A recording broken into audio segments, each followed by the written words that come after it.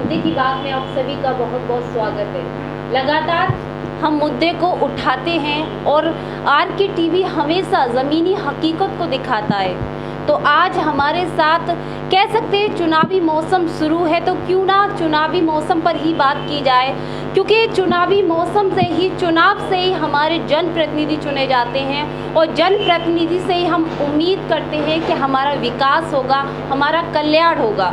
तो आज इस खास मुद्दे की बात में हमारे साथ समाजवादी पार्टी के वरिष्ठ नेता मौजूद हैं और हम सीधे बात करेंगे कि समाजवादी पार्टी किन मुद्दों को लेकर सत्ता में आएगी या किन मुद्दों को, वो ऐसे कौन से मुद्दे होंगे समाजवादी पार्टी के जो लखनऊ तक का सफ़र तय करेंगे। तो सबसे पहले हम आपको परिचय करा दें, क्योंकि पिछले 5 साल से विपक्ष में बैठी है, क्या कुछ झेला है, क्या कुछ फेस किया है, अब क्या कुछ नया रहेगा समाजवादी पार्टी का। कह सकते हैं कि नेताजी के समय समाजवादी पार्टी धरातल पर कार्य करती थी।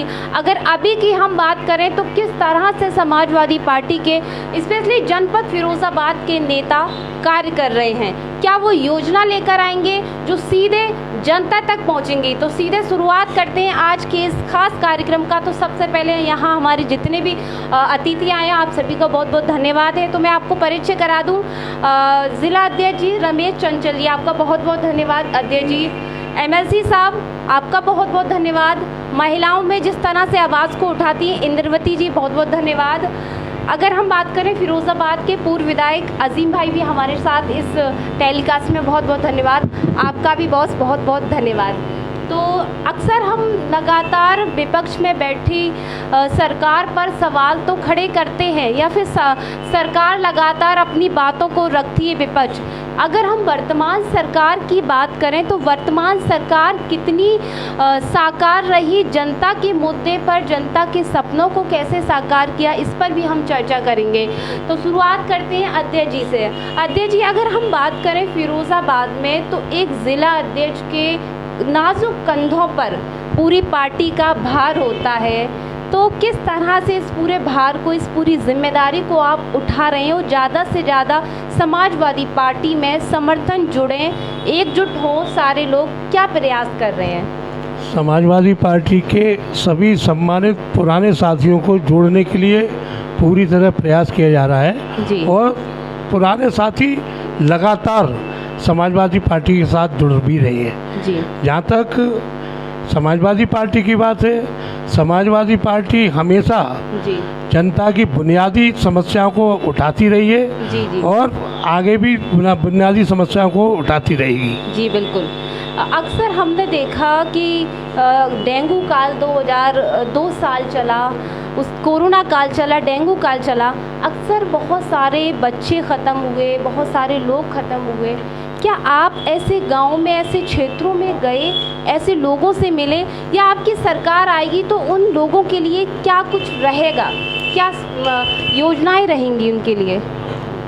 जब से कोरोना शुरू हुआ है, उत्तर प्रदेश सरकार पूरी तरह से इसमें विफल साबित हुई है। जी जी तमाम लोगों की जानें गई, जिसके लिए उत्तर प्रदेश सरकार के पास न कोई स्कीम थी, न कोई व्यवस्था थी, न दवा की व्यवस्था, न हॉस्पिटल की व्यवस्था। अभी इसके बाद अब ये डेंगू शुरू हुआ है, मैं स्वयं भी और हमारे साथी डॉक्टर दिलीप यादव जी, डॉक्टर अजीम भाई जी, तमाम लोग जो हमारे साथी हैं वो गांव-गांव जा रहे हैं और लोगों की परेशानियों को रूबरू हो रहे हैं। जब भी समाजवादी पार्टी की सरकार आएगी, निश्चित रूप में आपने पहले भी देखा होगा, जब समाजवादी पार्टी की सरकार थी, मेडिकल कॉलेज की व्यवस्था करना, स्थापना करना, ये सब समाजवादी पार्टी के काम में, टाइम में हुआ है।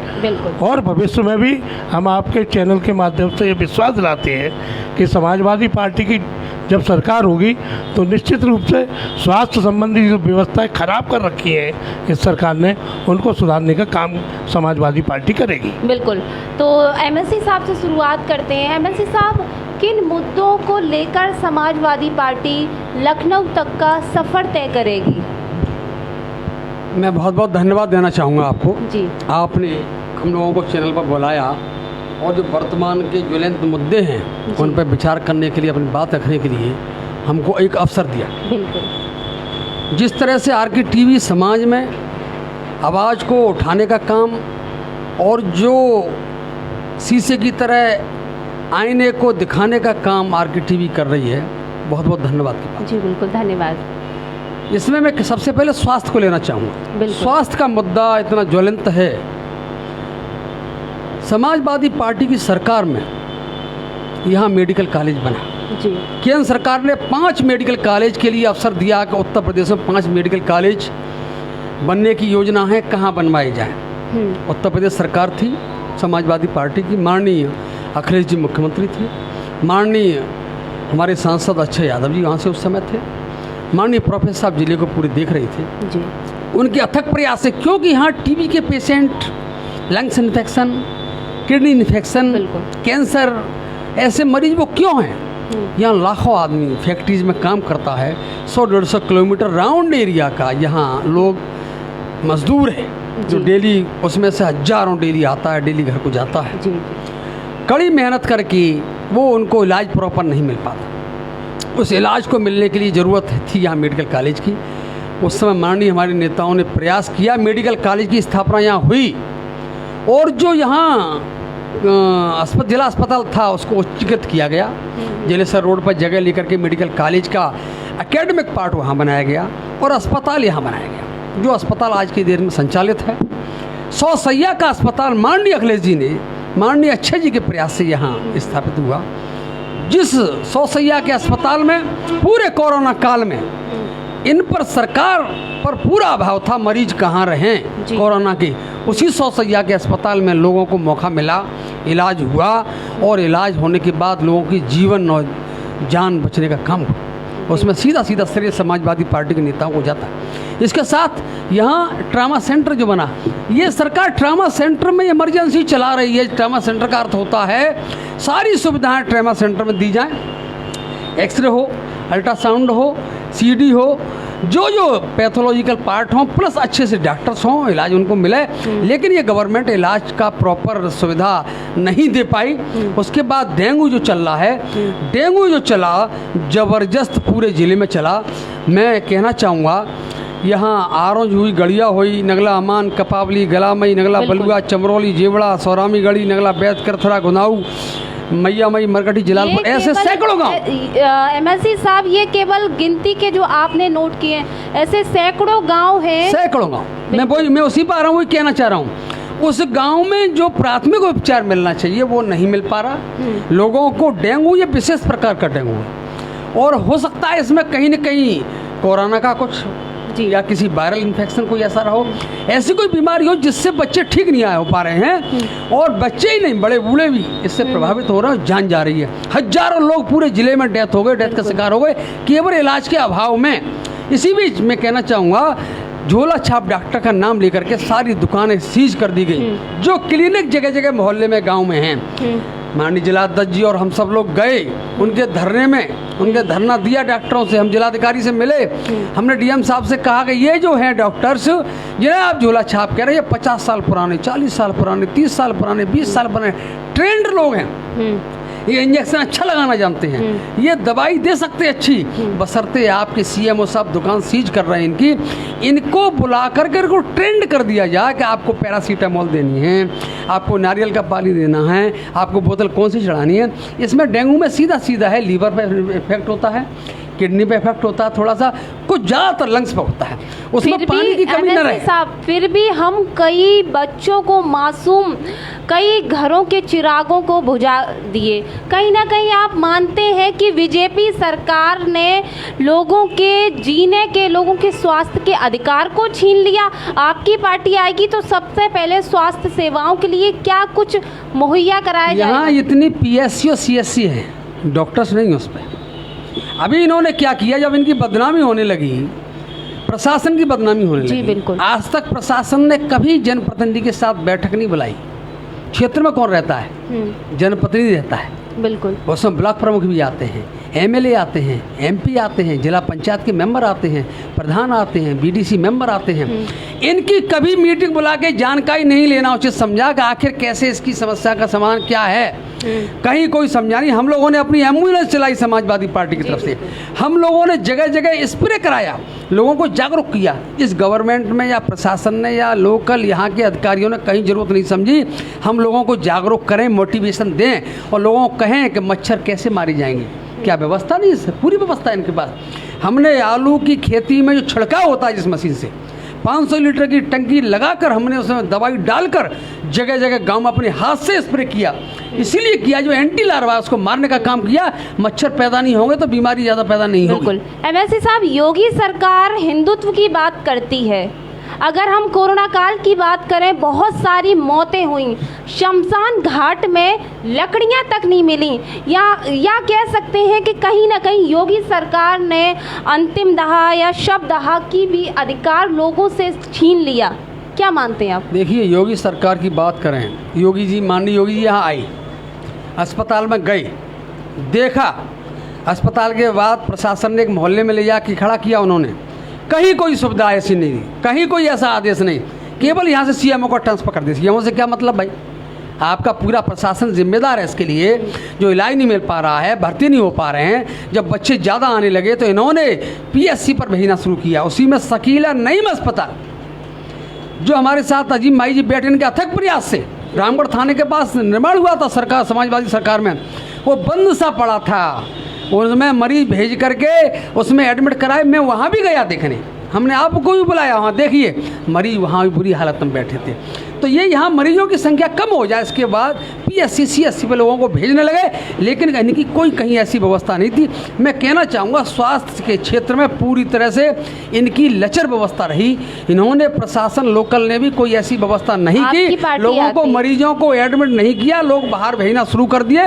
ऊपर वाले की दुआ है जिससे थोड़ा सा मरीज अब कम हो रहे हैं गाँवों में। अब आपकी पार्टी आएगी तो क्या किया जाएगा स्वास्थ्य सेवाओं पे? समाजवादी सरकार हमेशा किसानों की, नौजवानों की और मरीजों की, क्या सबकी हितैषी रही है, महिलाओं की हितैषी रही है। कभी कोई ऐसा काम नहीं किया जिससे किसी के साथ अन्याय हो, अत्याचार को रोकने का काम किया है। समाजवादी सरकार में मेडिकल कॉलेज मिला, 100 शैय्या का अस्पताल बना और यहाँ ट्रामा सेंटर बना। सबसे पहले जो सरकारी ट्रामा सेंटर है, उस ट्रामा सेंटर को समाजवादी सरकार माननीय अच्छे जी के प्रयास से चालू कराएगी। ट्रामा सेंटर में आए व्यक्ति ठीक होकर निकले, नोट रेफर, ये रेफ़र करते हैं। रेफ़र की प्रक्रिया क्यों है? आप क्यों आगरा भेजते हैं, क्यों आप सभी भेजते हैं? मरीज आपके क्षेत्र में आ गया, आपके परिसर में आ गया, आपकी पूरी जिम्मेदारी है। मेडिकल कॉलेज है ये, यहाँ प्रिंसिपल बैठते हैं, डिपार्टमेंट के डॉक्टर बैठते हैं। एमएलसी साहब, आगरा का मेडिकल कॉलेज भी और फिरोजाबाद का भी मेडिकल कॉलेज है, फिर क्या अंतर है? मैं वही कहना चाह रहा हूँ, रेफ़र क्यों करते हैं? क्या असुविधा है, क्या समस्या है? आदमी, व्यक्ति आया, मरीज की पूरी जानकारी पैथोलॉजिकल पार्ट पर जांच करके पूरा इलाज कराई। क्योंकि यहाँ हर डिपार्टमेंट का एचओडी बैठ रहा है, हर डिपार्टमेंट में प्रोफेसर हैं यहाँ जो पढ़ाते हैं एमबीबीएस के स्टूडेंट्स को। फिर आप रेफर क्यों करते हैं? आगरा ले जाइए, गंभीर हालत है, क्यों? ये बहाना है, ये बचने का काम है, हमारे लोगों को मारने का काम है। इसलिए जनता जागरूक है। मैं कहना चाहूँगा 2022 में जरूर जवाब देने का काम करेंगे। बिल्कुल। एमएलसी साहब आपके पास आएंगे तो सीधे पूर्व विधायक अजीम भाई से रूबरू होते हैं। अजीम भाई, आप सत्ता में पहले की राजनीति में और अब की राजनीति में क्या कुछ बदलाव आया, क्या चुनौतियाँ आई? देखिए, पहले सरकारें सच बोला करती थी जी। समाजवादी पार्टी की सरकार ने हमेशा सच बोला। सच का मतलब जो कहा वो किया जी। ये सरकार झूठ बोलती है जी। ये सरकार झूठ का सहारा लेती है। 2014 में जब भाजपा चुनाव में आई तो उसने कहा कि हम 2 करोड़ हर साल में रोज़गार देंगे नौजवानों को, 15 लाख रुपया हर व्यक्ति को दिया जाएगा, किसानों की आय दुगनी हो जाएगी। लेकिन जब उनसे पूछा गया कि भाई 2 करोड़ रोज़गार नहीं दिए गए, 15 लाख रुपया नहीं पहुंचा खाते में, उन्होंने कहा ये जुमला है, ये चुनावी जुमला है। जब उत्तर प्रदेश में चुनाव हुए तो उन्होंने घोषणा पत्र में कहा कि हम 5 साल में 75 लाख नौकरियां देंगे। 4.5 साल बाद मुख्यमंत्री ने ये दावा किया कि हमने 4.5 लाख नौकरियां दी हैं, जो दावा झूठा है। लेकिन अगर एक बार उनके दावे को सच मान लिया जाए कि कि 4.5 लाख उन्होंने नौकरियां दी, तो वादा तो उन्होंने 75 लाख का किया था, तो 70.5 लाख नौकरियां कहाँ गई? इसका मतलब ये लोग झूठ बोलते हैं। इन्होंने कहा किसानों की आय को दुगना करेंगे। किसान 1 साल से लगभग बैठा हुआ है, कृषि बिलों के खिलाफ धरने पर बैठे हुए हैं। ये सरकार अहंकार में चूर है, घमंड में चूर है। आपकी सरकार आती है तो इस पर क्या कार्य किया जाएगा? देखिए, जहाँ अभी डॉक्टर साहब से आप पूछ रही थी स्वास्थ्य के बारे में, भारत सरकार मानक में 1000 पे कितने डॉक्टर्स होने चाहिए, कितनी नर्सें होनी चाहिए, कितने वार्ड बॉय होने चाहिए, हम लोग श्रीलंका से पीछे हैं। आज ही हंगर इंडेक्स आया है, आपको ये जानकर आश्चर्य होगा और दुख होगा, गम होगा इस बात का कि हम नेपाल, बांग्लादेश और पाकिस्तान से पीछे हैं हंगर इंडेक्स में। पर कैपिटल इनकम में हम बांग्लादेश से पीछे हैं। पिछले साल जीडीपी -29 हो गई थी, -29। यूपीए सरकार जब गई थी तब देश की जीडीपी 8% थी। पिछले साल भाजपा सरकार में -29 हुई। तो ये सरकार झूठ बोलती है। ये सरकार ने जनता को ठगा है, देश की और प्रदेश की। समाजवादी पार्टी ये कहती है कि हमारी जब सरकार बनेगी तो हमने किया था, लेकिन आने वाले समय में हम मानक के हिसाब से डॉक्टर्स की भर्ती भी करेंगे, नर्सों की भर्ती भी करेंगे, आबादी के हिसाब से सीएससी पीएससी भी बनाएंगे, आबादी के हिसाब से हर चीज़ की व्यवस्था की जाएगी ताकि जनता को कष्ट ना हो। समाजवादी पार्टी के राष्ट्रीय अध्यक्ष जी ने कहा है कि लोगों को बिजली मुफ्त दी जाएगी, 300 यूनिट, ये घोषणा कर दी है माननीय राष्ट्रीय अध्यक्ष जी ने। समाजवादी पार्टी जनता के बीच ये भी कह रही है कि सरकार बनेगी, हम पुरानी पेंशन को बहाल करेंगे। जो शिक्षा मित्र हैं, परेशान हैं सालों से, उनको स्थायी अध्यापक की नियुक्ति दी जाएगी। तो ये सारे मुद्दे, बहुत मुद्दे हैं, मुद्दे ही मुद्दे हैं, क्योंकि इस सरकार ने जनता के साथ कुछ किया ही नहीं, जनता के लिए कुछ किया ही नहीं। तो मुद्दे तो अपनी जगह कायम है जनता के लिए। हाँ, किया है। विधायक जी ने फिरोजाबाद में रिपोर्ट कार्ड दाखिल अपना जारी किया है, 5000 करोड़ रुपया वो फिरोजाबाद में ले आए। बीजेपी सरकार, विधायक जी मैं आपकी बात को काटना चाहूँगी, बीजेपी सरकार में तमाम स्वास्थ्य सेवाओं पे अगर बात की जाए तो बहुत सारे बच्चे ख़त्म हुए। कोरोना काल में सिलेंडर, ऑक्सीजन नहीं थे, लोग अस्पतालों के गेट के बाहर बैठे रहे। किया तो है। देखिए, मैं वही कह रहा हूँ कि पूरी तरह असफल हुई है सरकार। कोरोना काल हो या डेंगू काल हो, विधायक जी अपना रिपोर्ट कार्ड पेश करते हैं, हम 5000 करोड़ ले आए। अगर 5000 करोड़ ले आए तो लोग धरने पे क्यों बैठे हुए हैं? टापा, ठारकोटा पे धरना होता है, टापा पे धरना होता है, सैलई पे धरना होता है, दुर्गेश नगर में धरना होता है, लोग धरना पे बैठे हुए हैं। सड़कें बन नहीं रही, पानी की व्यवस्था है नहीं, तो वो 5000 करोड़ रुपया गया कहाँ? ये सवाल जनता पूछेगी ना कि 5000 करोड़ रुपया आप लेकर आए, नगर निगम की ग्रांट अलग है, 5 करोड़ तो माननीय विधायक जी कह रहे हैं कि हम लेकर आए। तो जब चुनाव तो शुरू होने जा रहा है तो जनता माननीय विधायक जी से पूछेगी कि 5000 करोड़ रुपया आप लाए थे तो वो गया कहाँ, उससे काम क्या होगा, सड़कें कहाँ हैं, पानी की व्यवस्था कहाँ है, या वो रुपया कहीं सेट हुआ है या उनका कहीं इन्वेस्टमेंट हुआ है। तो ये तो जनता पूछेगी। ये तो बड़े मुद्दे हो गए। फिरोजाबाद स्तर पर ही आप देख लीजिए कितना अन्याय अत्याचार हो रहा है कि हम माननीय जिलाध्यक्ष श्री रमेश चंचल जी जिलाधिकारी महोदय से मिलने जाते हैं लेबर कॉलोनी की एक समस्या को लेकर। लेबर कॉलोनी में जो रेलवे ट्रैक के ऊपर से फ्लाईओवर बना है, सेतु निगम ने वहाँ की आबादी को ये वादा किया कि हम दोनों साइड में 2.5 मीटर की सड़क बना के देंगे।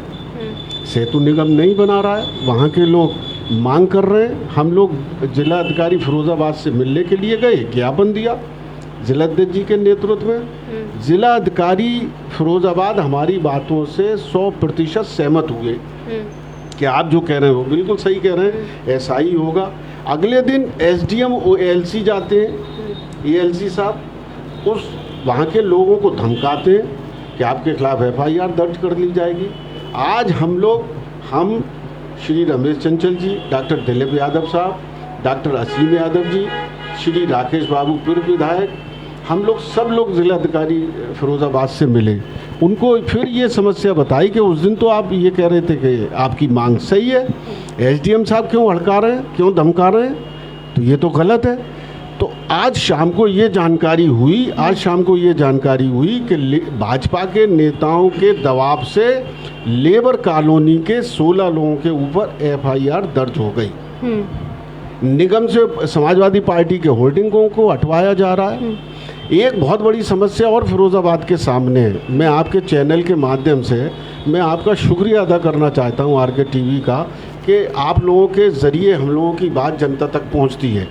मैं फिरोज़ाबाद के प्रशासन से और उत्तर प्रदेश की सरकार से एक फिरोज़ाबाद की बहुत ज्वलंत समस्या बताना चाहता हूं। फिरोज़ाबाद में दर्जनों कारखाने बंद पड़े हुए हैं, हज़ारों की तादाद में श्रमिक बेरोज़गार हैं, जिसकी वजह से वो पलायन कर रहे हैं। बड़ी तादाद में लोग पलायन कर चुके हैं और पलायन करने की स्थिति में हैं। चूड़ी जब कारखाने से बनकर निकलती है तब भी हज़ारों लोग उससे जुड़े होते हैं। कोई चकलाई करता है, कोई छटाई करता है, कोई रंगाई करता है, कोई बीड्स लगाता है, कोई पैकिंग करता है। तो हज़ारों लोग कारखाने में काम करते हैं, हज़ारों लोग बाहर उसमें डेकोरेशन का काम करते हैं। दर्जनों कारखाने बंद हैं। आज इस मुद्दे को लेकर भी हम लोग सभी समाजवादी पार्टी के हमारे साथी जिलाधिकारी फिरोज़ाबाद से मिले और उनसे ये अनुरोध किया है कि आप उन कारखानेदारों को बुलाएं, उनकी समस्या को समझें। समस्या क्या है? उन्होंने कारखाना बंद करने के लिए तो बनाया नहीं था। हर व्यापारी अपने व्यापार को आगे बढ़ाने के लिए व्यापार को शुरू करता है। तो कारखाने जब शुरू हुए, उन्होंने चालू करे होंगे तो आगे बढ़ाने के लिए तो किए। आज वो कारखाने बंद पड़े हैं, तो क्यों बंद पड़े हैं? ये प्रशासन की जिम्मेदारी है कि उन कारखानेदारों को बुलाकर, फैक्ट्री ओनर को बुलाकर उनकी समस्या को समझें और अगर उनके सामने कोई समस्या है तो उसका निदान करें और इन कारखानों को चलवाएं, ताकि फिरोज़ाबाद के श्रमिक जो पलायन कर रहे हैं फिरोज़ाबाद से वो रुकें। और जब रोज़गार मिलता है बेकार इंसान को, बेकार हाथों को जब काम मिलता है तो अमन और शांति भी कायम होती है। इसलिए मैं आपके ज़रिए फिरोज़ाबाद के प्रशासन से अनुरोध करूंगा कि लेबर कॉलोनी की समस्या को भी देखें और इन कारखानों की भी समस्या को देखें। धन्यवाद। वर्तमान सरकार ने ये दावा किया था कि हम रोजगार देंगे, हम विकास कराएंगे। कहीं ना कहीं आपको नहीं लगता वर्तमान सरकार विफल रही?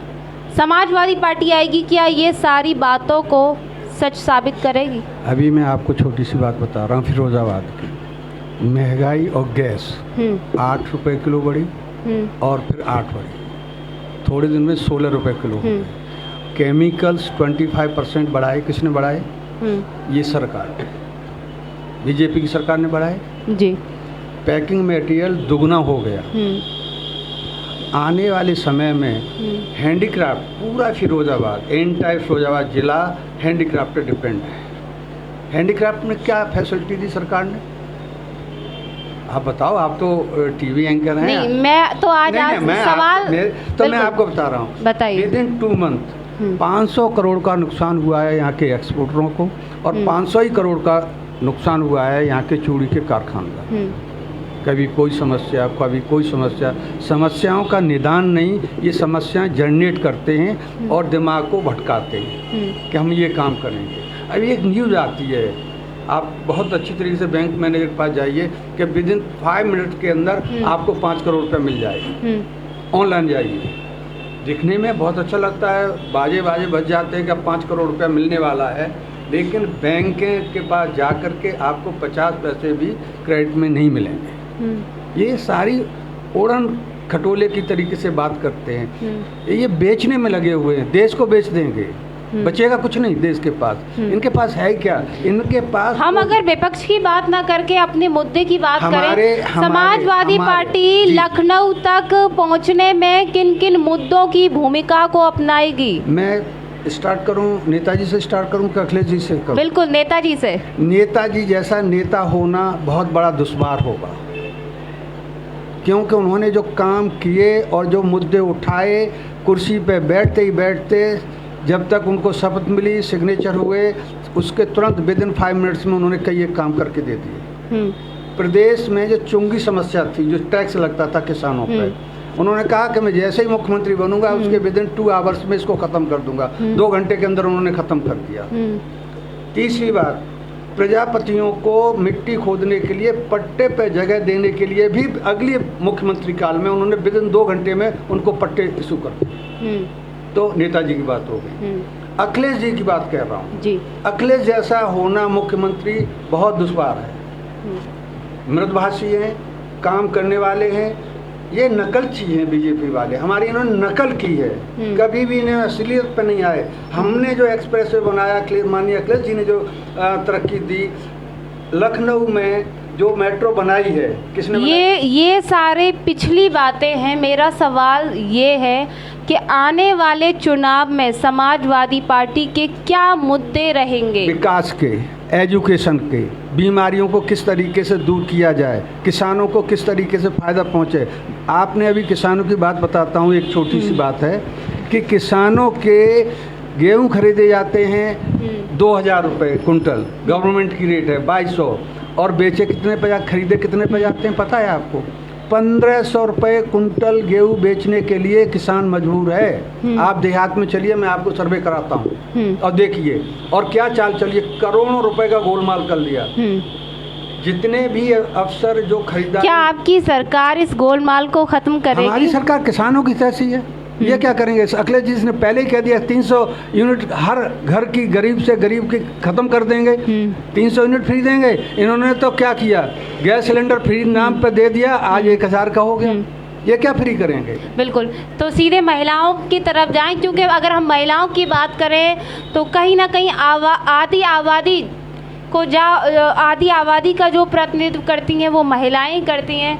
अक्सर हम बात करते हैं महिलाओं की सुरक्षा की, लेकिन कभी हम महिलाओं की आत्मनिर्भरता की बात नहीं करते।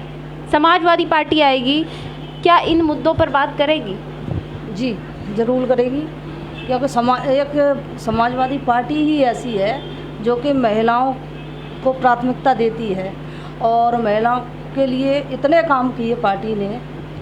महिला सुरक्षा, कन्याधन और लैपटॉप वितरित किए और शादी के लिए भी पैसे दिए।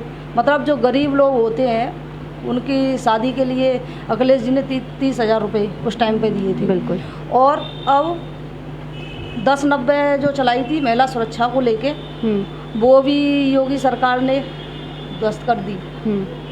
उससे क्या था, महिलाएं हमारी जैसे घर में नहीं बता पा रही हैं, उनको कोई परेशान कर रहा है, तो वो उस पर कॉल करके गोपनीय तरीके से उसको टाइट कर दिया जाता था, तो महिलाएं उससे भी सुरक्षित थी।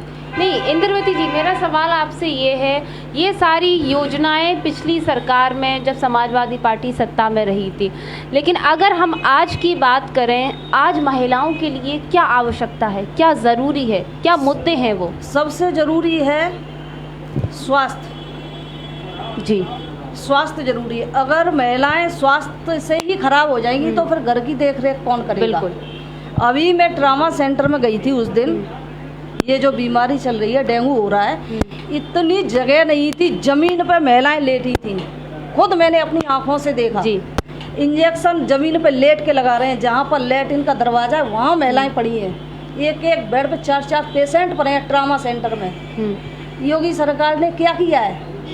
कोई कहीं विकास किया है? जो था उसकी भी वो सब रेट पीट दी। आपकी सरकार सत्ता में आएगी तो महिलाओं के लिए क्या योजना बनाएगी? सब महिलाओं के लिए योजनाएं, सबसे पहले स्वास्थ्य, महिलाओं के स्वास्थ्य पर, फिर शिक्षा पर, उसके बाद जो हमारे ये सुरक्षा, महिला सुरक्षा, और ये सिलेंडर जो महंगे हो रहे हैं, ये सब घर नहीं महिलाएं चला पा रही हैं।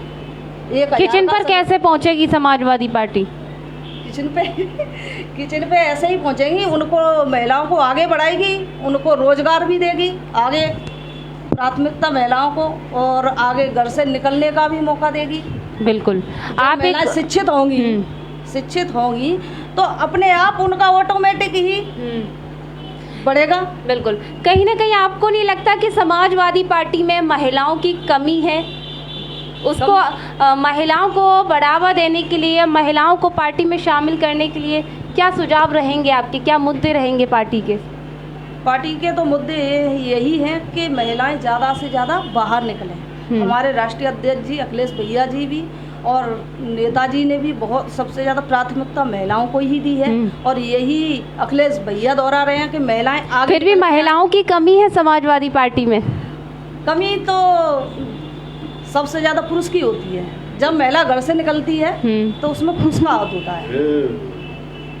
तो देश को आधी आबादी है महिला। महिला एक, अगर हम कह सकें, परिवार की एक कड़ी है, एक वो चैन है जिससे परिवार चलता है। अगर हम पिछली सरकारों की बात करें तो महिलाएं ही देश चला रही थी। वो तो चला ही रही है। उसमें मेरा सवाल सिर्फ इतना है कि आप महिलाओं को किस तरह से प्रमोट करेंगी? महिलाओं को मैं घर घर जाके जाती भी हूँ, मैं क्षेत्र में जाती हूँ, तो उनको अपने तरीके से मैं समझाती हूँ कि आप लोग बाहर निकलो। बोलती है हमारे घर के नहीं निकलने देते। मैंने कि धीरे धीरे निकलो, आप उनको समझाओ, कुछ करोगे, उनको समझाओगे तो उनकी समझ में आएगा। बिल्कुल। आप अपने लड़कियों को पढ़ाओ। आपकी जिंदगी तो निकल गई चूल्हा फूकते फूकते, क्या इनकी भी इसी तरीके से जिंदगी बिल्कुल, निकलेगी? बहुत अच्छी बात। आप इनको पढ़ाओ। बहुत से गरीब लोग ऐसे हैं, उनकी बेटियां पढ़ने नहीं जा रही हैं। बिल्कुल। मेरी इतनी वो नहीं है, लेकिन मैं मेरे से जितना बनता है उतना मैं उनको दे देती हूँ कि आप अपनी बेटी को पढ़ाओ। ज़्यादा नहीं, एडमिशन करवा दूंगी। जो गरीब है एक आध, मतलब उसकी शुरुआत कर दूंगी। बिल्कुल। एमएलसी साहब, अक्सर हमने ये देखा है कहीं ना कहीं योगी सरकार ये दावा करके आई थी कि सबका साथ सबका विकास, और आज अगर हम धरातल की बात करें तो कहीं भी आज भी वही टूटी सड़कें, वही गड्ढायुक्त सड़कें, वही नरकीय जीवन लोग जी रहे हैं। जैसा कि आप डेंगू काल में क्षेत्रों में भी गए, भ्रमण किया। क्या समाजवादी पार्टी जब सत्ता में आएगी तो इन मुद्दों को प्राथमिकता देगी या नहीं? देखिए, बेस की बात यह है, समाजवादी पार्टी ज़मीन से जुड़ी हुई पार्टी। जैसा माननीय नेताजी के बारे में बताया, माननीय नेताजी एक बड़ी संस्था हैं, एक बड़ी पर्सनैलिटी हैं। उनसे जितना सीख सके हम सीख लें, और वो एक बड़ा व्यक्तित्व है, उनसे सीखने मिलता है। उनकी नेताजी लोहिया जी को मानते चले आए। लोहिया जी के बारे में पढ़ा हम लोगों ने, जनरल मिश्रा साहब के बारे में पढ़ा, बाबा अम्बेडकर साहब के बारे में पढ़ा। नेताजी ने नसीहत दी अपने कार्यकर्ताओं को, लाइब्रेरी हर कार्यालय में खोली जाए। हमारे समाजवादी पार्टी में लाइब्रेरी खुली है जिला कार्यालय में, दवरी पर। उसमें हम लोग पढ़ते हैं बड़े बड़े विद्वानों को, बड़े बड़े समाज सेवियों को। उनसे लगता है कि नेताजी उनके पचिन्हों पर चले, हम नेताजी के बताए हुए रास्ते पर चलें। इसमें सबसे बड़ी बात है जो बेस की बात है, जो समाजवादी पार्टी ने जितना विकास किया, आज देहात में जाइए, जनेश्वर मिश्रा योजना चलाई, लोहिया ग्राम विकास योजना चलाई, उसके तहत सड़कें बनी, नालियाँ बनी, रास्ते बने, स्कूल खुले। उस समय सारे स्कूल्स में पेंटिंग नहीं होती थी, पेंटिंग के टॉयलेट बनवाए। ये सब बेस की समस्याएं थी। हमारी जो आबादी देश की, ये सबसे ज़्यादा गाँव में रहती है। जो गाँवों में रहती है, गाँव का विकास हम करेंगे तब भारत का और प्रदेश का विकास हो पाएगा। वर्तमान सरकार केवल पूंजीवादियों की पार्टी है। इसका सबसे बड़ा उदाहरण है किसान, जो रीढ़ की हड्डी है हमारे देश का। किसान 10 महीने से आंदोलन कर रहा है। जो किसी देश में, किसी प्रदेश में, किसी जिले में यदि कोई वहाँ का निवासी व्यक्ति जो टैक्स देता है वो धरने पर बैठा है मांग को लेकर के, उनकी मांग नहीं सुनी जा रही है, इससे ज़्यादा बेशर्मी की बात और शर्मनाक बात मांग न सुनने के अलावा किसानों पर गाड़ियां चला दी। हाँ, क्या आप वही बताना चाह रहा हूँ। अभी जो अत्याचार किस तरह से मारे गए, वो एक नशेखोरी की तरह से चला दिया। उस पर भी सरकार ने कोई एक्शन नहीं लिया। जब माननीय सुप्रीम कोर्ट ने एक्शन लिया उनके दबाव में, तब उन्होंने ये काम करना शुरू किया, जांच पड़ताल शुरू की, उन्होंने अरेस्ट किया। ऐसे व्यक्ति को तुरंत गिरफ्तार करके पद से हटा देना चाहिए, जिसके निष्पक्ष जांच हो सके और आगे ऐसा कोई कदम न उठा सके। क्या आपकी सरकार एमएलसी साहब आएगी तो किसानों को ये दिन देखना पड़ेगा या नहीं? देखो, ये किसानों की पार्टी, चौधरी चरण सिंह साहब थे, किसानों के बड़े मसीहा थे, बड़े नेता थे। उनके नेतृत्व में माननीय नेताजी आ गए, समाजवादी पार्टी को बढ़ाने का काम किया, मुख्यमंत्री बने, लोगों को बढ़ाया। वो जन जन तक की जड़ की समस्याएं जानते हैं। उसी समस्या के समाधान के लिए माननीय अखिलेश जी काम कर रहे हैं, अपने सब लोगों को साथ लेके चल रहे हैं। जो प्रदेश में बड़े बड़े विकास किए, उनको मैं थोड़ा सा एक लाइन में कहना चाहूँगा। एक्सप्रेस वे कितना बड़ा बनाया, उस पर केवल समाजवादी पार्टी के लोग नहीं चलते हैं, पूरे देश और दुनिया के लोग उससे निकलते हैं। जो निकल के जाता कहता कमाल कर दिया, कितना बड़ा अच्छा 22 महीने के अंदर एक्सप्रेस वे बना के कीर्तिमान स्थापित किया। अकेला एक्सप्रेस वे ही नहीं बनाया, विदेशों में ऐसे एक्सप्रेस पर लड़ाकू विमान उतरने की सुविधाएं दी जाती हैं। लड़ाकू विमान, सुखोई वगैरह वगैरह जो बड़े महत्वपूर्ण थे, इस पर उतरे, उन्होंने अपनी क्लीन चिट दी कि ये तो रोड इतना अच्छा बना है कि यहाँ जब किसी देश से झगड़ा हो तो अपने विमान को उतारा जा सकता है। इसके साथ साथ माननीय उच्च न्यायालय की बिल्डिंग लखनऊ में इतनी बड़ी बना दी उन्होंने, जो वहाँ के वकील परेशान रहते थे, छोटी बिल्डिंग में वकालत करते थे, पसीना आता था, एसी हॉल बड़े बड़े बना के, एसी चैम्बर बना के एक मैसेज कन्वे कर दिया कि न्यायालय कितनी बड़ी बिल्डिंग बनाई। पुलिस हेडक्वार्टर की मैं कहना चाहूँगा जो लखनऊ बना है, पूरे एशिया में ऐसा पुलिस हेडक्वार्टर नहीं है जिसको 7 स्टार का दर्जा हासिल है। बिल्कुल। जिस पर 9वीं मंजिल पर डीजीपी के लिए हेलीपैड बना हुआ है। 9वीं मंजिल पर प्रदेश में कहीं कोई समस्या आती है, डीजीपी को इमीडिएट कहीं जाना पड़े लॉ एंड ऑर्डर के पार्ट पर, लॉ एंड ऑर्डर पर इमीडिएट 5 मिनट के अंदर वो हेलीकॉप्टर से उड़ के जाके लॉ एंड ऑर्डर संभाल सकते हैं। जो रिवर गोमती रिवर फ्रंट बनाया वो अपने में बड़ा बनाया, सुंदर बनाया, लेकिन इस सरकार के क्वेश्चन इस तरह तरह के उठे, अधिकारियों ने उसकी जांच की, बाद में क्लीन चिट मिली। तो मैं कहना चाहूँगा जो विकास से जुड़ी हुई चीज़ें हैं, उत्थान की चीज़ें हैं, प्रदेश के विकसित के होने की चीज़ें हैं, वो विदेश से टेक्नोलॉजी समझकर माननीय राष्ट्रीय अध्यक्ष हमारे अखिलेश जी मुख्यमंत्री रहे, मुख्यमंत्री काल में इस तरह की योजना लागू की। लैपटॉप देना कोई मामूली चीज़ नहीं है। हमारा देश का बच्चा, हमारे प्रदेश का बच्चा, छात्र छात्राएं दुनिया की टेक्नोलॉजी से मुकाबला किससे करेंगी? किसान का बच्चा, गरीब का बच्चा आईएएस बनना चाहता है, सीपीएमटी नीट क्वालिफाई करना चाहता है, डॉक्टर, इंजीनियर, साइंटिस्ट कैसे बनेगा, प्रोफेसर कैसे बनेगा? वो दुनिया से मुकाबला तभी कर पाएगा उसके बच्चे के पास संसाधन हो, वो संसाधन देने का काम किया ना। वर्तमान सरकार ने कहीं ना कहीं पिछड़ों, दलित, अल्पसंख्यक छात्र छात्राओं को जो स्कॉलरशिप मिलती थी उसको भी कहीं ना कहीं बैन कर दिया, उसको भी बंद कर दिया, ख़त्म कर दिया। क्या समाजवादी पार्टी आएगी तो इन सारी योजनाओं को फिर पुनः छात्र छात्राओं को दिया जाएगा या नहीं? देखिए, मैं कहना चाहूँगा जो अमीर की पार्टी है, पूंजीवादी पार्टी है, वो इस तरफ कभी नहीं सोचती। बिल्कुल। ये समाजवादी पार्टी किसानों की, नौजवानों की और छात्रों की बड़ी ऐतिहासिक पार्टी है। तो ये समाजवादी पार्टी की सरकार आते ही सबसे पहले नौजवान अपने आप में खुश हो जाएगा, उनके पढ़ने की सुविधा पूरी होगी। हमने सदन में मांग की, जितने प्राइमरी स्कूल हैं, प्राइमरी स्कूल में कहीं टाट पट्टी से चेयर नहीं है, बच्चा किस पर बैठेगा? समाजवादी पार्टी ने वहाँ प्रयास किया पूरी तरह से, बिल्डिंग जर्जर थे सबको बनवाने का काम किया, पानी का इंतजाम किया, टॉयलेट का इंतजाम किया। अगली कड़ी थी उनकी, इनमें फर्नीचर रखा जाए जिससे बच्चे पढ़ सकें। हमारे आपके बच्चे जो जरा भी हालत ठीक है, मध्यम से ऊपर बच्चे परिवार होते हैं, वो इंग्लिश मीडियम वगैरह वगैरह अच्छे स्कूल में पढ़ाते हैं, लेकिन गरीब किसान का बच्चा जो दिन रात मेहनत करता है कहाँ पढ़ा है? उनमें फर्नीचर की व्यवस्था की जाएगी, उनमें टीचरों की व्यवस्था की जाएगी, उनमें बाबू की व्यवस्था की जाएगी। आज झाड़ू कौन लगाए उसमें? ये टीचर लगाता है तो बच्चे उनका वो करते हैं, टीचर झाड़ू लगा रहा है, बच्चे पे झाड़ू लगवाना समस्या पैदा होती है। कौन झाड़ू लगा? एमएलसी साहब, वर्तमान सरकार ने शिक्षा को तो बिल्कुल महत्व दिया ही नहीं। 2 साल के लिए विद्यालयों को बंद कर दिया, पढ़ाई हो या ना हो, बच्चा पढ़े, शिक्षित हो या ना हो, वर्तमान सरकार को बिल्कुल भी मतलब नहीं रहा। हमने ये देखा है कि आपके शासनकाल में कहीं ना कहीं आपका पहले एफएस कॉलेज भी रहा जनपद फिरोजाबाद में, आज यूनिवर्सिटी बन गई है। क्या और फिरोजाबाद में ऐसे ही समाजवादी पार्टी आएगी तो यूनिवर्सिटी बनेंगी? देखिए, शिक्षा का मैं कहना चाहूँगा, मैं भी शिक्षा से निकल के आया। बिल्कुल। फिरोजाबाद में यहाँ बीएससी बायोलॉजी का कॉलेज नहीं था फिरोजाबाद में, शहर में। तो मैं भी सुखाबाद या आगरा का मेरे पास ऑप्शन था, तो मैं सुखाबाद नारायण कॉलेज में गया। फिरोजाबाद ज़िले में सबसे पहले मैंने देखा कि नारायण डिग्री कॉलेज सबसे बड़ा कॉलेज था। सुखाबाद एक अपने आप में एकेडमिक क्षेत्र में बड़ा नगर था।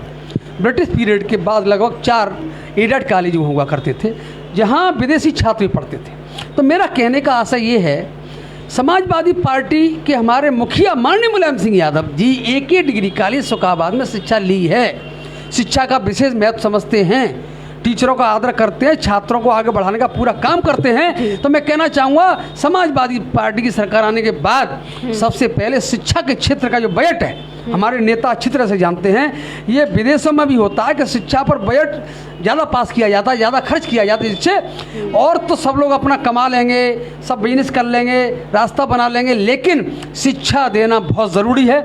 मैं सलाम करता हूँ ये अलीगढ़ मुस्लिम विश्वविद्यालय की स्थापना सर सैयद अहमद साहब ने की थी। बनारस हिंदू विश्वविद्यालय की स्थापना मदन मोहन मालवीय जी ने की थी, इनकी बहुत बड़ी सोच रही होगी।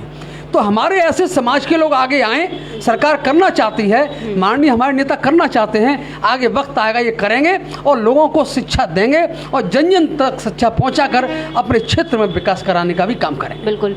अध्यक्ष जी, हमने ये देखा था कुछ समय पहले चुनाव हुए थे फिरोज़ाबाद में, तो कहीं ना कहीं समाजवादी पार्टी ने ये आरोप लगाए थे कि सत्ता की हनक कह सकते हैं या फिर चुनाव को प्रशासन ने जितवाया था। वही पुलिस विधानसभा चुनाव में होगी, वही अधिकारी विधानसभा चुनाव में होंगे। क्या आपको लगता है, क्या उम्मीद है इस बार भी चुनाव निष्पक्ष रूप से किए जाएंगे? देखिए, पिछले दिनों जो चुनाव हुए वो डेलीगेट के चुनाव थे, वो जनता का सीधा चुनाव नहीं था। चाहे वो जिला पंचायत अध्यक्ष का चुनाव रहा हो, चाहे वो ब्लॉक प्रमुख का चुनाव रहा हो, वो चुनाव डेलीगेट द्वारा चुने जाते हैं। उस चुनाव में क्या हेरा फेरी हुई, इसको मैं नहीं, पूरा जिला जानता है, पूरा प्रदेश जानता है। पूरे प्रदेश में किस तरह की हलचल हुई, महिलाओं के कपड़े तक उतारे खींचे गए, और जो बहुत सम्मानित व्यक्ति थे विधानसभा के अध्यक्ष श्री माता प्रसाद पांडे जी, उनके साथ अभद्रता हुई। तो मेरा कहना है कि पूरा प्रदेश जानता है कि किस तरह की अभद्रता इस सरकार के द्वारा कराई गई पुलिस से। लेकिन आने वाला विधानसभा का चुनाव वो जनता के द्वारा होगा। किसी की हैसियत नहीं है कि इस तरह की हरकत जनता के चुनाव में कर सके। जनता उसको अच्छी तरह से सबक सिखाना जानती है। जी बिल्कुल। विधायक जी, एक अगर हम बात करें समाजवादी पार्टी की, तो समाजवादी पार्टी का कहीं ना कहीं विकास जो हुआ है वो दिखा है। इस बार समाजवादी पार्टी का विकास किस तरह का होगा, कैसा होगा? देखिए, समाजवादी पार्टी के राष्ट्रीय अध्यक्ष माननीय श्री अखिलेश यादव जी रथ यात्रा के द्वारा, प्रेस वार्ताओं के द्वारा, जनसभाओं के द्वारा उत्तर प्रदेश की जनता को बता रहे हैं कि हम क्या करेंगे। मैंने अभी कहा, बिजली 300 यूनिट फ्री देने की बात हो गई है, पुरानी पेंशन को बहाल करने की बात हो रही है, शिक्षा मित्रों को स्थायी अध्यापक नियुक्त करने की बात हो रही है, शिक्षकों की भर्ती की बात हो रही है, पुलिस की भर्ती की बात हो रही है, डॉक्टर्स को, नर्सों को मानक के अनुसार भर्ती किया जाएगा। किसानों का के साथ जो अन्याय ये सरकार कर रही है उसको भी, जैसे खाद की कमी चल रही है इस वक्त, किसान परेशान है, रेट कुछ तय होती है, किसान से कुछ रेट पर गेहूं धान खरीदा जाता है, ये भी अन्याय ये सरकार कर रही है। तो समाजवादी पार्टी की सरकार बनेगी तो किसान के साथ न्याय होगा। देखिए, जहाँ तक बात है कि ये सरकार ने नारा दिया सबका साथ सबका विकास, यहाँ भी ये झूठ बोलते हैं, एक का विकास सबका विनाश। ये व्यापारियों को पुलिस के द्वारा मरवा रहे हैं। कानपुर के व्यापारी पुलिस ने हत्या कर दी, किसानों को गाड़ी से कुचलवाया जा रहा है। इस बार समाजवादी पार्टी विकास दुबे के नाम पर पूरे ब्राह्मण समाज का उत्पीड़न हुआ, ब्राह्मण समाज के लोगों का इनकाउंटर हुआ, और एक खुशी दुबे नाम की बच्ची, मेरी बात मैं पूरी कर लूँ, एक खुशी नाम की बेटी, उसकी अमर दुबे से 3 दिन पहले शादी होती है। उस बेटी को आज भी जेल में बंद किए हुए हैं ये जी। 3 दिन पहले शादी होती है, विकास दुबे का कांड हो जाता है। उस बेटी ने ऐसा क्या कर दिया था 3 दिन में कि आज 1 साल से ज़्यादा हो गया है वो बेटी जेल में है। ब्राह्मण समाज ये भूल नहीं रहा है, ब्राह्मण समाज को भी अपना उत्पीड़न याद है। एनआरसी के नाम पर पूरे उत्तर प्रदेश में 49 लोगों को गोली से मारा गया। फिरोजाबाद में भी 7 लोग गोली से, बच्चे जवान मारे गए पुलिस की गोली से। देखिए, जब लोकतंत्र में जनता को ये अधिकार है कि वो आवाज़ उठाए, जब भी जनता को ये लगता है ये सरकार हमारे खिलाफ कोई योजना बना रही है, तो अपोजिशन का काम होता है, जनता का काम होता है अपनी आवाज़ को उठाना। ये बाबा साहब डॉक्टर भीमराव अंबेडकर जी ने संविधान में मौलिक अधिकार दिया है जनता को। जब आंदोलन होते हैं उसको रोकने के लिए पुलिस के पास कई चीज़ें होती हैं, पानी से रोका जाए, रबर बुलेट से रोका जाए, हल्का लाठीचार्ज किया जाए, हवाई फायरिंग की जाए, या अगर ज़रूरत पड़े तो नाभि के नीचे गोली पैरों में मारी जाए। लेकिन फिरोज़ाबाद में जो 20 दिसंबर 2019 को हुआ, उसमें सीधी सीधी सीनों पे और पीठ पर गोली मारी गई।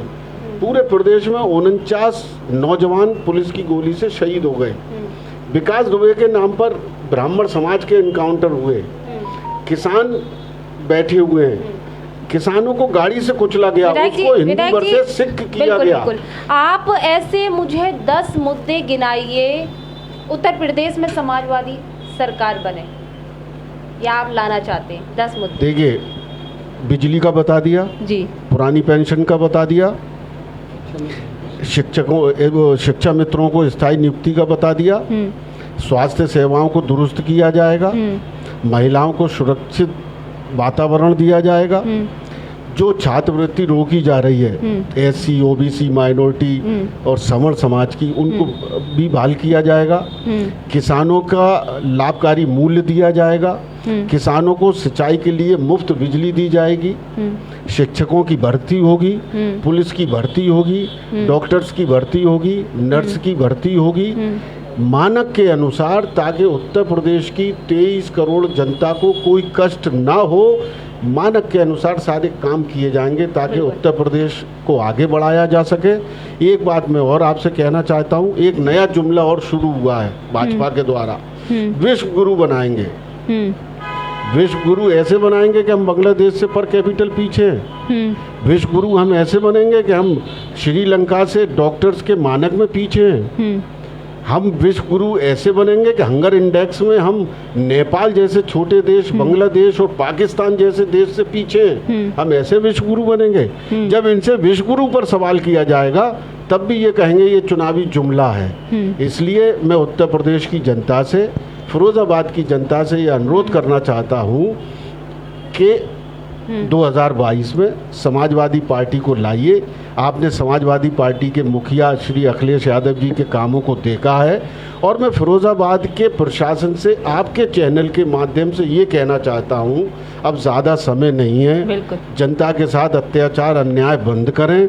जो लेबर कॉलोनी के लोगों के साथ अत्याचार हो रहा है, जो श्रमिकों का फिरोज़ाबाद से पलायन हो रहा है, इस पर जनता के लिए वो काम करें, जनता के हित में काम करें, नेताओं के दबाव की वजह से जनता का उत्पीड़न ना करें। बिल्कुल। समाजवादी पार्टी के ऐसे क्या 10 मुद्दे रहेंगे जिससे संभावना है कि समाजवादी पार्टी सत्ता में आए? एक मुद्दा बताता हूँ जिसमें सारे मुद्दे आ जाएंगे। बिल्कुल बताइए। समाजवादी पार्टी का नाम है विकास पार्टी, झूठों की पार्टी नहीं है, तो उसमें मुद्दे छिप गए सारे सारे। आप गिनते रहिए 100-200 मुद्दे इसमें ऐसे होंगे, एक ही नाम दे दिया। सारे मुद्दे जो बेहतरीन से बेहतरीन है वो हमारी सरकार बनाती है। क्या क्या सारे वो विकास पार्टी में क्या क्या मुद्दे? विकास पार्टी में सबसे मुद्दा बड़ा है महिलाओं को शिक्षित करना, उनके स्वास्थ्य की चिंता करना, उनके सुरक्षा की चिंता करना। बिल्कुल। बच्चे कुपोषण से न मरें उनके लिए काम हमारी सरकार करती है जी। किसानों के लिए और कोई सरकार नहीं करती जितना हमारी सरकार करती है। बिल्कुल। हमारे यहाँ समाजवाद में जितने लड़के नौकरी पेशाओं में हैं वो सब पुलिस फोर्स में हैं और मतलब मिलिट्री में हैं, बहुत हायर पोस्ट पे नहीं है, वो भी देश सेवक हैं, देश के बहुत अच्छे कदरदान हैं जी, जिनके ऊपर लोग फूले हुए समाते नहीं हैं, वो हमारे लाल हैं, हमारे भाई। तो समाजवादी पार्टी कहीं भी जो समाजवादी पार्टी ने सिद्धांत बना दिए उन्हीं पे ये चले, लेकिन इनकी एक बात मेरे समझ में नहीं आई, ये ठोंकने वाली, जो एक साधु एक महात्मा बात कहता है कि ठोंक देंगे। अखिलेश जी के आपने मुँह से कभी ऐसे शब्द नहीं सुने होंगे कि ठोंक देंगे। तो हम विकास करें कि ठोंकने वाली बात करें? हमारी सरकार, हमारी पार्टी हमेशा विकास के लिए काम करती है। जो मोदी जी अब ला रहे हैं, बहुत बड़ी बात कह रहा हूँ, जो किसान 10 महीने से त्राय हो रहे हैं, ये वो नहीं चलेगा। किसानों की समस्याओं को सुनो और किसानों की समस्याओं को हल करो। नेताजी ने मंडियाँ किसने बनवाई? नेताजी ने बनवाई।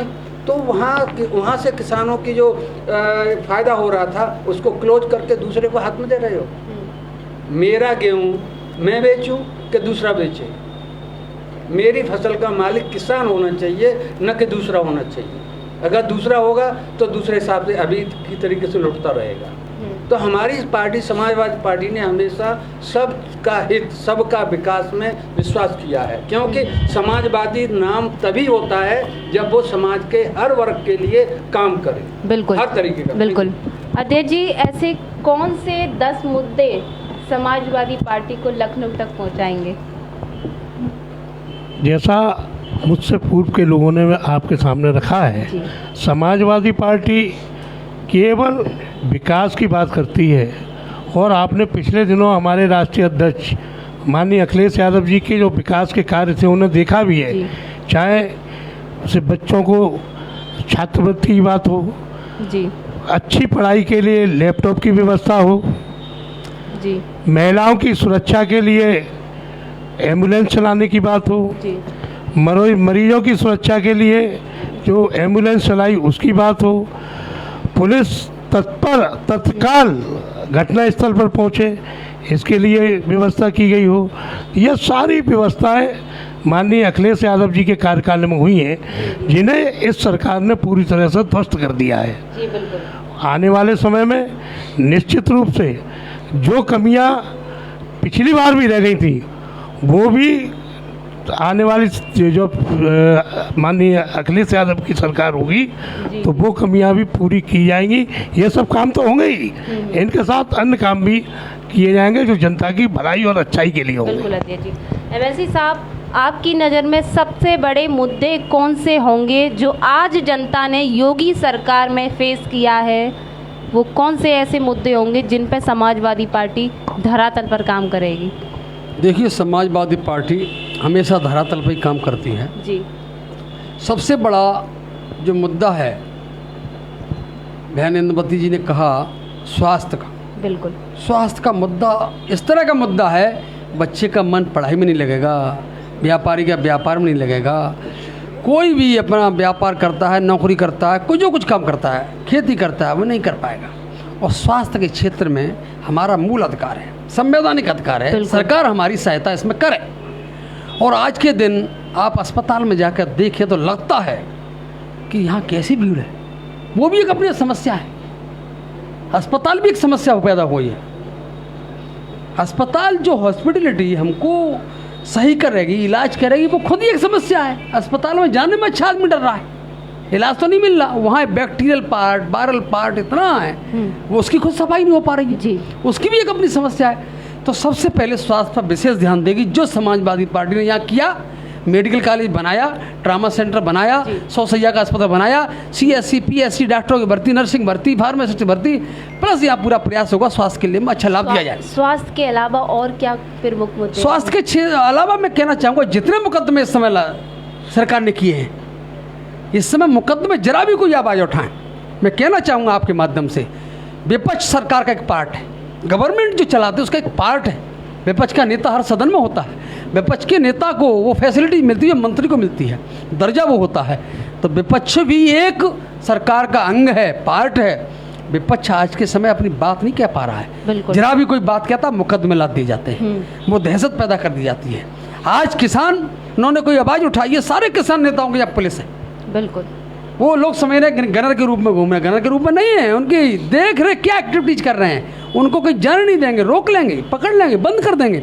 ये जो मुकदमे लगाए, अभी हम कोई आवाज़ उठाते हैं, धरना प्रदर्शन करते हैं इस माध्यम इसके लिए कि हमारी बात सुनी जाए, मुकदमे ला दिए जाते हैं। ये सारे केस, सारे मुकदमे अपने नेताओं से निवेदन करके झूठे लग रहे हैं, हम सब खत्म कराने का काम करेंगे जी। अगला कदम जो मैं कहना चाहूँगा, शिक्षा के क्षेत्र में बड़ा होगा। समाजवादी पार्टी बेहतर शिक्षा देने का काम करेगी, और शिक्षा तभी पूरी तरह से मिलेगी। 102 नंबर, 108 नंबर, 100 नंबर पूरी तरह शिथिल कर दिया है माननीय अखिलेश जी ने अपने अनुभव के आधार पर, विदेशी नीति के आधार पर।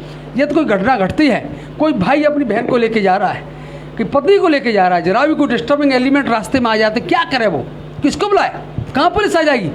तुरंत 100 नंबर पर फ़ोन करेगा, 5 मिनट के अंदर पुलिस की भेजने की व्यवस्था माननीय अखिलेश जी ने की थी, जिसमें अपनी बहू की, बेटी की, बहन की इज्जत हम लोग बचा सकें, महिलाओं का सम्मान बचा सकें। एमएलसी साहब, जो वर्तमान सरकार ने 112 नंबर कर दिया है, क्या जब सरकार सत्ता में आएगी तो फिर से वही पुराना नंबर? देखिए, सरकार ये अपना नाम करना चाहती है, विकास समाजवादी पार्टी का 100 नंबर, 102 नंबर, 108 नंबर सब लोग कहते समाजवादी पार्टी है, समाजवादी एम्बुलेंस, समाजवादी है, जन जन की जबान पर था। उन्होंने सोचा कि इस नाम को मिटा दें, इस नंबर को दूसरा चेंज कर दें, लेकिन सभी लोग जान रहे हैं ये तो अखिलेश जी ने शुरू किया। लोग अखिलेश जी की एम्बुलेंस कहते थे, समाजवादी एम्बुलेंस कहते थे, लेकिन आज के समय ये बेवजह पाप अपने ऊपर ले रहे हैं। जो बहन बेटी बीमार थी, गर्भवती थी, प्रेग्नेंट की स्थिति थी, गांव से कैसे आ पाएंगे? गांव में कोई साधन नहीं है, रात को लाइट नहीं है, रास्ता नहीं है, कन्वेंस नहीं है, तो फ़ोन करें तो 10 मिनट के अंदर 108, 102 एक्सीडेंटल पार्ट पे, प्रेग्नेंट पार्ट पे और बीमारी की हालत में गाड़ी लेके आ जाती है। उनका सबका पाप ये समाज भारतीय जनता पार्टी ले रही है, वो गलत है। क्या पापों का घड़ा पूरी तरह भर चुका है। 112 नंबर को 100 नंबर में कन्वर्ट किया जाएगा? नहीं, ये तो देखो समाजवादी पार्टी के हमारे बड़े नेता हैं, इस मामले में निर्णय लेंगे, लेकिन मैं ये कहना चाहूँगा ये जो कर रहे हैं जनता देख रही है, कोई नंबर कर और क्या आगे मुद्दा रहेगा? और इसके साथ साथ बिजली का बड़ा मुद्दा है बिल्कुल आज के समय।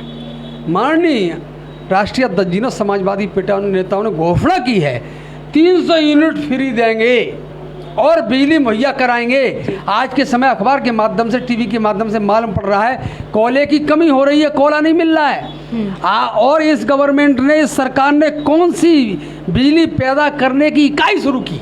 केवल माननीय अखिलेश जी ने इतनी यूनिट लगाई, उन यूनिट को नहीं चला पा रहे हैं। ये एटा में इतना बड़ा प्रोजेक्ट लगा है, वो काम चल रहा है बहुत तेज़ी से, इनका एक प्रोजेक्ट नहीं है। इनने तो और अपने बंद करने का काम किया, कोयला नहीं मिल पा रहा है। मुझे लग रहा है 4-6 दिन बाद कहीं ऐसी किल्लत ना आ जाए, प्रदेश में बिजली नहीं मिल पाएगी, बच्चे कैसे पढ़ पाएंगे, कैसे उद्योगपति कर पाएंगे व्यापार, कैसे लोग अपना जीवन यापन कर पाएंगे? ये बड़ा मुद्दा है। समाजवादी पार्टी इसको पूरा सॉल्व करने का मूलभूत समस्या, जनहित की समस्याओं पर समाजवादी पार्टी का क्या मुद्दा रहेगा? जनहित में सबसे पहले वो शिक्षा आती है, स्वास्थ्य आता है, सड़क आती है। इसमें पूरी तरह से जाल बिछाने का सड़क पर काम करेगी, शिक्षा का देने का काम करेगी और सुरक्षा में पूरी तरह से समाजवादी पार्टी काम करेगी। बिल्कुल। तो ये आज की खास वार्ता समाजवादी पार्टी के दिग्गज वरिष्ठ नेताओं के साथ थी, जिसमें सबसे बड़ा मुद्दा हमारा था क्या कुछ मुद्दे होंगे समाजवादी पार्टी के आने वाले शासनकाल में। तो एक मेन और सबसे आखिरी मुद्दा हमारा अध्यक्ष जी आपसे, एमएलसी साहब आपसे भी रहेगा, कार्यकर्ताओं को जोड़ने के लिए, रूठों को मनाने के लिए समाजवादी पार्टी क्या कार्य करेगी? मैं इसमें भी बोल दूं, जब से हमारे रमेश चंचल जी समाजवादी पार्टी के नेताओं के आदेश पर जिलाध्यक्ष नियुक्त हुए हैं, मैं इनका बहुत सम्मान करता हूं। और ये विधायक भी रहे, बहुत सीनियर हैं। हम लोग जब पढ़ते थे तब आप विधायक थे, नगर पालिका चेयरमैन भी थे, बखूबी यहाँ नगर पालिका में काम किया और विकास करने का काम किया। उसके बाद जिला पंचायत अध्यक्ष भी रहे, उसका भी बड़े अरसे, लंबे अरसे का अनुभव है।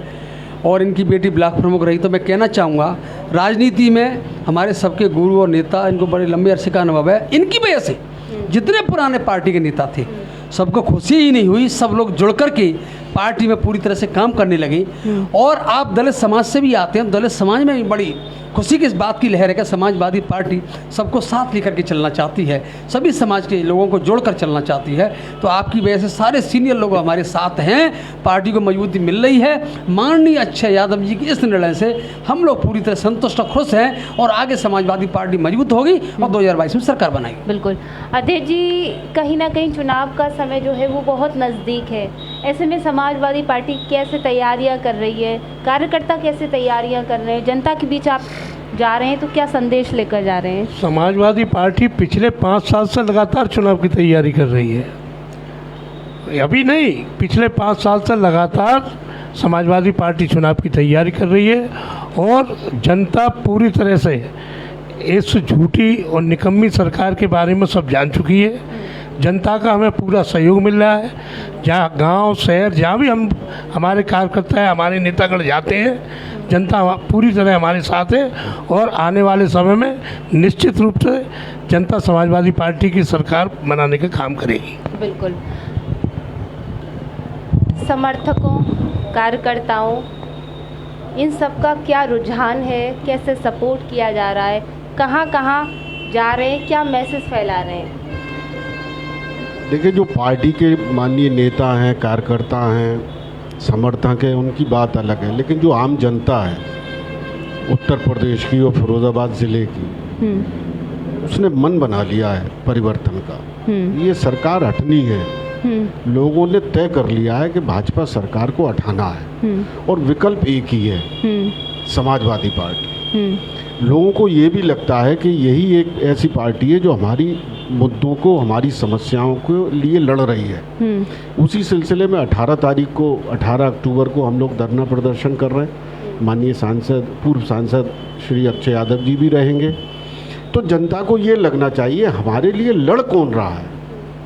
उत्तर प्रदेश में एक ही पार्टी है जो सत्ता से टकरा रही है, वो है समाजवादी पार्टी और उसके मुखिया श्री अखिलेश यादव जी। इसी कड़ी में फिर 24 अक्टूबर को फिरोज़ाबाद में महंगाई के विरोध में जितने मुद्दे हमने बताए हैं आपको, किसानों का अत्याचार, किसानों पर जो अत्याचार हो रहा है, बेरोज़गारी जो बढ़ रही है, बिजली की किल्लत हो रही है, लोगों के साथ अत्याचार अन्याय हो रहा है, ये सब समस्याओं को लेकर 24 अक्टूबर को जैन मंदिर से लेकर थाना रसूलपुर तक एक पैदल मार्च समाजवादी पार्टी करेगी।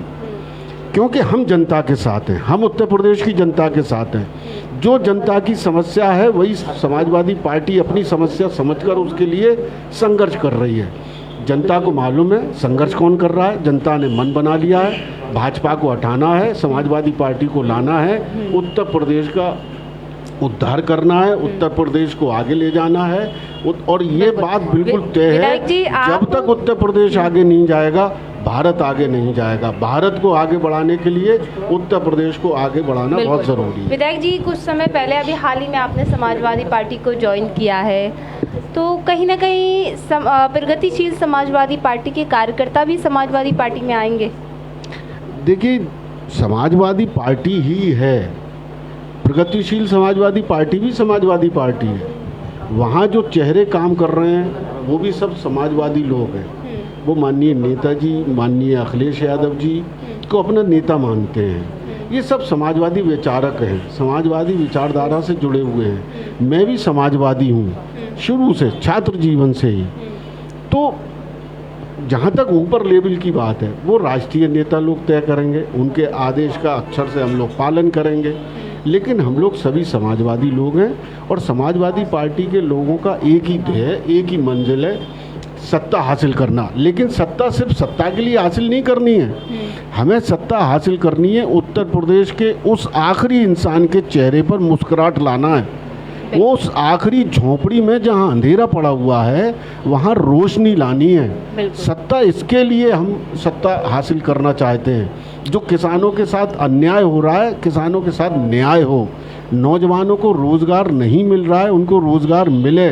और अगर सरकार रोज़गार नहीं दे पा रही है तब तक उनको बेरोज़गारी भत्ता दे, छात्रों को लैपटॉप दे। इसके लिए समाजवादी पार्टी सत्ता हासिल करना चाहती है जनता के लिए, उसके लिए हम लोग संघर्ष कर रहे हैं। बिल्कुल।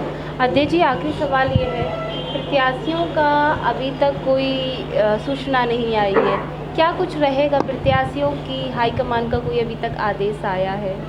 देखिए, जहाँ तक जनपद फिरोजाबाद की बात है, माननीय प्रोफेसर रामगोपाल यादव जी व्यक्तिगत रूप से इस जनपद के बारे में सब कुछ जानते हैं। वो हमारे राष्ट्रीय महासचिव भी हैं और पूरी तरह से फिरोजाबाद के जनता और फिरोजाबाद के नेताओं के बारे में सब कुछ जानते हैं। ऐसी स्थिति में जो निर्णय होगा निश्चित रूप से बिल्कुल सही निर्णय होगा और वो जनता को और सारे नेताओं को मान्य भी होगा। बिल्कुल। तो आप सभी का बहुत बहुत धन्यवाद। तो आपने ये देखा कि चुनावी मौसम लगातार नज़दीक आता जा रहा है और समाजवादी पार्टी अपनी तैयारियों को तो कर ही रही है, अपना पूरा दमखम दिखा रही है। ऐसे में समाजवादी पार्टी किन मुद्दों पर चुनाव लड़ेगी, क्या वो मुद्दे होंगे जो सरकार बने, उस पर भी हमने बात की। आखिरी सवाल आप सभी से मेरा रहेगा, ऐसा कोई मुद्दा है जो छूट गया हो, जो आप कहना चाहते हैं, जो आज हमारे चैनल के माध्यम से हमारे दर्शकों को, खासकर फिरोज़ाबाद की जनता को बताना चाहते हैं? तो आप लोग शुरुआत कीजिए। मैं बताना चाहती हूँ, बस इतना बताना चाहती हूँ कि कभी हिटलर ने कहा था कि जनता को इतना निचोड़ो कि वो जिंदा रहने को ही विकास समझे। बहुत बढ़िया। वही स्थिति आज हमारे देश की हो रही है। मैं आपके माध्यम से कहना चाहूँगा सभी अपने साथियों को, एक एक वोट की बड़ी कीमत होती है बिल्कुल। और हमारे पास विकास कराने के लिए, बेहतर शिक्षा देने के लिए, बेहतर स्वास्थ्य सेवाएं देने के लिए, बेहतर सुरक्षा देने के लिए एक सरकार बड़ा साधन होती है। और सरकार को बनाने के लिए हम सब लोग तत्पर रहते हैं और प्रयास करते हैं। तो अपने पूरे मनोयोग से, अच्छे विचारों से देख लें कौन हमारा हितैषी है जो हमारे लिए सोच रहा है, और जो आप उचित सही निर्णय लें। और सही समय पर सही निर्णय लेना अत्यंत आवश्यक होता है, और वो समय 2022 में आने वाला है।